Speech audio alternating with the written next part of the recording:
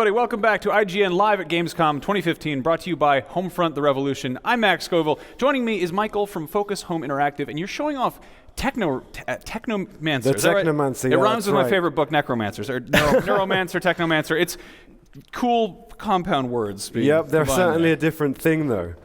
What's going on here? So this magic is and technology. Exactly. This is the fifth game from Spiders Games, who have been doing RPGs for 7 years now, unbelievably. And the Technomancer is set on Mars, except it's set long in the future after Mars has been a colony. And what happened was there was a giant cataclysm which pushed Mars outside of its current orbit, and they lost contact with Earth. And one of the really cool things about this story is when it was a colony, there were four water companies who were pumping out water, terraforming the planet, and getting everything going. And because they lost contact with Earth, in fact, the water companies became major political powers. Mm-hmm. So this game takes place hundreds of years after this happens, and they're having to recycle lots of the things the first colonists brought to Mars. So there's maybe like 6 different factions in the game, and you'll have to ally with some of these factions and pick and choose who's going to help you get through the story. Okay. And who are you playing as? You're playing as a Technomancer. Okay. And I won't spoil it right now. We'll get to that in the game. But the Technomancers are a really special, not race of people. They're humans, but they have a really unique ability to make use of their bioelectric capabilities, which means that they have special abilities to do with lightning, which is way cooler than midichlorians. Yeah, I like that you've got clearly some kind of medieval themes here. You've got sword shields and stuff exactly, like that. Because they don't have futuristic technology because they were cut out from Earth. But then you have like a classic cyberpunk trope of big corporations running stuff. And, exactly. In the end, it's almost like oligarchs. The people who control the resources control the power. And the Technomancers are warriors, so they're employed by some of these different water companies. And what Sebastian's showing you right now is the crafting abilities in the game. Oh, wow. Now, being an RPG, crafting is, of course, important. And what you can do is you can craft not only your clothing and stuff, but also your weapons and make physical and visual changes to your weapons. How does the combat work? There are 3 different combat styles. In the alpha, the one we'll mainly be playing with is the staff, which is the classic Technomancer style. So we've got really nice mo-capped animations for the combat. You can see him with the staff now. And I think what he will do... this is the second combat... the shield, which is more of a CC crowd control guard warrior stance, and this is that's the warrior stance. Yep. Let's head down through the valley here. So the Technomancer is not actually an open world, but it's more like Mass Effect in its hub worlds. And as you go through the game, you can come back and explore things that you missed previously. So you don't just go across a linear path. You can come back and unlock new things and see things you hadn't seen before. He's walking with Sean right now, who's his master. So right now he's going through a kind of rite of passage as Sean is telling him about the Technomancers and how they became who they are. Now, just to back things up for a second, are you a custom character, or are you like a scripted, written kind of solid character? Yeah, this is Spiders do narrative games. So you are Sean. Okay. No, you're not Sean. You're Zachariah. Okay. You're with Sean's Sean. Sean's one of the companions. You'll have up to 2 different companions in the game. You'll meet many different companions throughout the game, and they will level up with you. And you can change their gear and spec them too. And Sean will actually fight with you right now. Now, what he's done is he's buffed his staff right there, which is one of the Technomancer powers. In the top left-hand corner in the HUD there, you'll see 4 different blue kind of dots. And they're your ability slots, and they'll recharge. But when you've got a buff, it'll not recharge to the full. So you have to really manage. Either you have a buff and you can use more active abilities and recharge it, or you don't use the buff and you have more slots to use for your active abilities. So there's a little bit of management there. And as he sprints, you'll see the stamina bar go down as well, so you become less efficient in combat and stuff like that. And the red's obviously the health.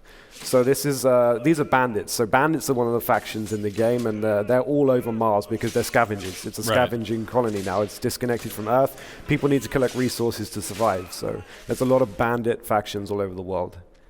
Yeah, it's a vaguely post-apocalyptic, but in space. I mean, it's post-cataclysmic. It's quite a long time after kind of the apocalyptic scenario right now. But I mean, before they came, Mars was even less habitable. So relatively speaking, it's pretty apocalyptic. What are we looking at here? This is one of the vistas that's overlooking an old relic of the humans, which is sort of a research center. And inside, it's Technomancers only. So only Technomancers can open this building. One of the really cool things about that is when you go back in the game, you can actually go back with a Technomancer companion and unlock some of these areas that you hadn't seen before because only Technomancers can open them. Ah, I gotcha. So right now, what you're looking at the 4 skill trees for each of the different ways to skill up. You can skill up your combat styles and also your Technomancer powers. So the big ones are the active skills and the smaller ones are the passive skills. There's attributes and all of those things you would expect in an RPG as well. Right. So he's going to run back to Sean right now, and they're going to continue down to go to the dome, I think.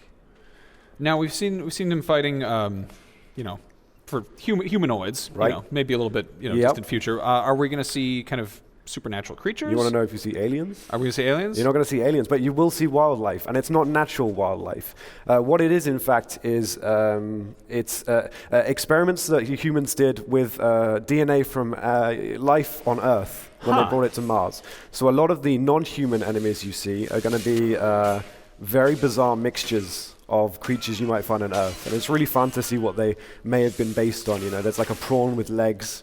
Oh, that sounds an ostrich. Awful. Yeah, it is. It's really terrifying, actually. So he's just seen some stealth here, and the interesting thing about stealth in the Technomancer is you can really avoid a lot of combat situations with clever use of stealth.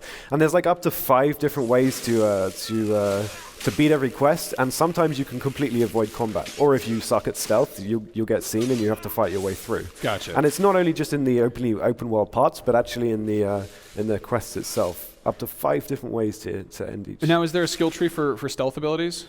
Yeah, you'll be able to improve your stealth as well. Will you be able to turn invisible using cybernetics at all? No, because all of your powers revolve around electronics. Ah. So I mean, you could fry everyone's eyes or something so they couldn't see, but it's not so being invisible. It's a bit harsh. Gotcha. But no, mostly you'll just be whacking people in the head to kill them, not to see you. That's fine or just too. Standard stealth, trying to hide away. Do you think we could have a look at one of the other combat styles? Yeah, Seb, why don't you head to one you're most comfortable with?